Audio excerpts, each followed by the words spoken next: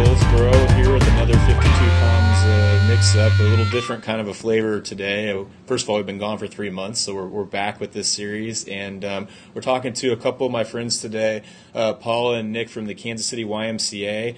And the reason we're talking to them, and we'll get into it in a second, is they and myself and several other folks in the community are participating in the KC Cash Dash this Saturday, March 24th, and that's cash like geocache, not cash like raining dollar bills from the sky. So there will not be any money raining anywhere in the city that we know of. But there will be flash cache. Yeah, exactly. But there will be geocaching going on, all for some different charities in the community, including the YMCA. So really quickly, what's going on is the KC Cash Dash has 4 teams in it, representing 4 different nonprofits, and it will be a geocaching challenge between those different teams. They'll all be using a Garmin GPS device. Jake Jacobson, actually, who some of you all watching this may know, is one of the brains behind this idea, and they'll all be driving an automobile from Aristicrat Motors, and I just noticed that we are Team RR, which to me means Team Range Rover. That's nice. Yeah. So I'm gonna get to hopefully drive a Range Rover this weekend, which sounds awesome. But watch out, anyone on the road. But anyway, Paula and Nick, let's get into some questions. So I want to talk about how you guys got involved with this, and also what the YMCA does for the Kansas City community, and let folks know about that. So since we're teaming up on this on Saturday, and obviously we're gonna win.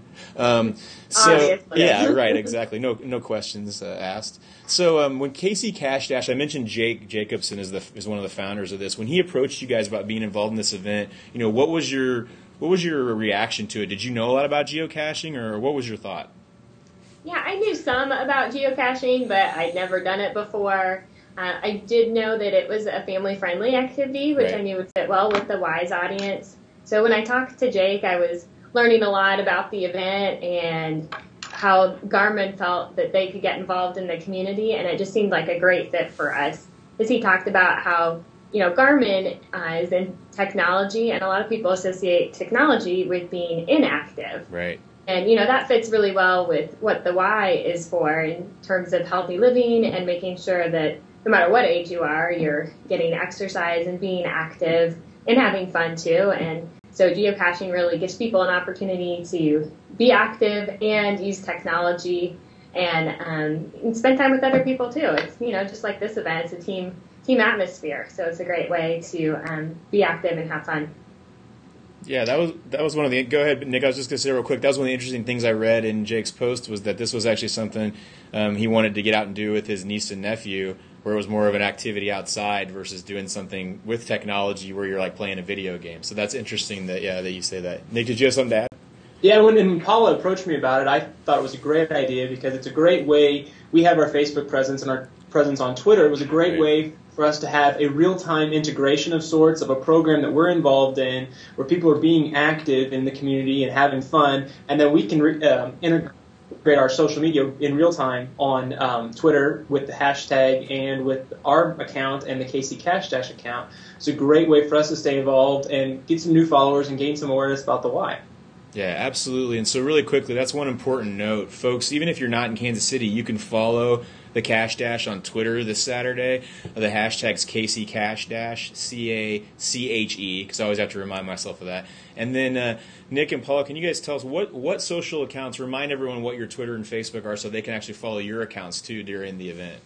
Our Facebook is facebook.com/Kansas City YMCA, okay. And Twitter is at Kansas City YMCA. So you can follow us at Kansas City YMCA and at that hashtag KC Cash Dash and Team RR Sport. We'll primarily be using the Team RR Sport because that will be our hashtag for the day. So anything involved with that will be all the wise. We're hoping that we get a lot of support from the community and people following along, and we hope that you guys do well too, because we're obviously going to win, right? Absolutely, and good call out there. The Team RR Sport, that's where the Range Rover is coming into my head, by the way.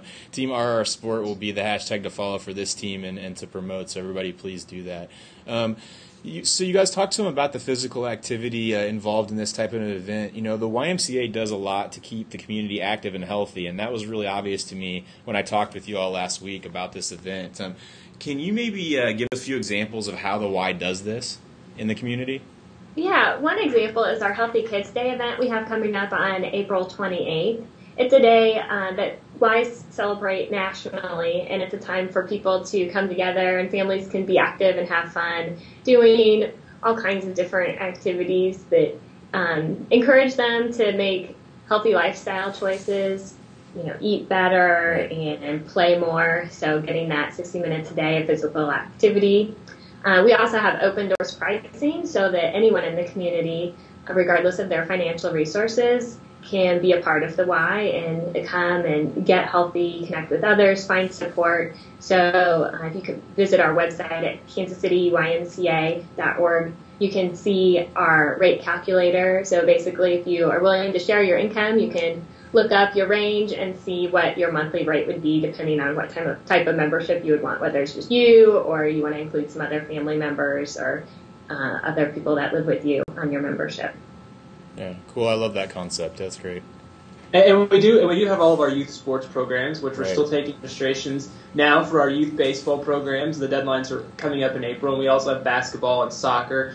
We have a partnership with our youth flag football program with the NFL Play 60, which kids get 60 minutes of activity a day. Right. So we're very keen on getting kids active and keeping them active within our programs. And we also have a brand new partnership with Sporting Kansas City and their sporting club to take our soccer program for ages 3 to 5. It's now Sporting Tykes Soccer. So kids in the program will have the opportunity to get some instruction from Sporting KC players, get involved with Cool. Sporting Kansas City, and then also learn how to play soccer, because we know soccer is a lifelong sport. So then they can start playing soccer at 3, and then who knows how long they'll be playing soccer. Awesome. That's very cool. I had not heard about that before. Yeah, Sporting Kansas City's taken the city by storm. That's for sure. So, That's right. what a great Yeah, partnership. everything we do at the Y, we try to work in healthy living. So Right. all of our early learning and Head Start programs for preschoolers, before and after school care programs, they have a healthy snack. They have some sort of physical activity. Right. Even when we get together with our coworkers and have meetings, we'll have activity first. Recently, we did wall squats in the middle of a meeting and had a little Nice. contest amongst each other, who could go the longest. So, just the idea that, these activities don't take a lot of time, but they add up to make you healthier. Absolutely. That's a great idea. In fact, did anybody walk in sore the next day or anything from the walls? Yeah, there were a few people. Nice. Okay, so one of the things that's important is for people to know, like we were just talking about, is they can kind of follow along with this event, whether they're in Kansas City. If they're in Kansas City, they can actually attend, via the Garmin headquarters and Aristicrat headquarters in person. But if not, they can actually follow along, online as well. What are the ways that people can support the YMCA during the Cash Dash, or just in general if it's not this Saturday? If they just want to get involved in some way, shape, or form, or donate, how do they do that? Well, on Saturday, you don't have to know anything about geocaching to get involved. You can come to Garmin from 9 to noon. We're having an expo out there, and then Aristocrat. I think you guys leave from Garmin at that time, Right. Saturday morning, and then you come back after you're done. Your finishing points at Aristocrat Motors from Right. 1 to 4 p.m. So there's expos both places there. You can learn all about geocaching. You can build your own geocache, kind of get started if you're a beginner, or figure out, some more strategies and best practices if you have geocached before. And then also, like you said, you don't have to be in Kansas City to follow along. That hashtag #TeamRRSport, the KC Cash Dash hashtag, plus our Twitter handle, we'll be providing real-time updates all day. Plus, I think we've mentioned the flash caches before. The flash caches will be, I can't really give away what I think some of them will be, Right. but things that anyone can do who's following along on Twitter. So it may have you do a certain activity or just something. Right. So you can post your picture on Twitter and follow along that way and kind of get involved. So it's a way to keep involved at home, and then also mimic what you guys are going out and doing, because at any given point in time, you may be anywhere in the metro area looking for a geocache, right? Right, exactly. Yeah, that's very true. And also, that's great, because I love the fact that somebody can be not, in the city or just can't participate that day, but just can, do something small like that to get involved. I know one thing that's important for your guys' organization too, not just this Saturday, but in general, is volunteers and donations too. Can people do both of those things on your website? Can they get involved? Is that the best way for them to do it, or? Yeah, absolutely. Okay. You can donate online at Kansas City YMCA.org. And there's also a volunteer application, so you can just fill out your contact information. And then you can also visit your local Y, or if there's a program you're passionate about, talk to someone and see if you can get involved, because there's all kinds of different ways. If you want to work with kids, if you want to, greet people, if you want to be involved in special events, we can find a place for you. It can be something as simple as coaching a soccer team. Right. We're always looking for volunteer coaches. Yeah, absolutely. Awesome. That's interesting. I've been thinking about that myself. Maybe we'll talk offline about that after a while. Yeah, exactly. Sign me up now. Yeah, no, that is funny because I played soccer a lot growing up. You're right about it being a lifelong sport for sure.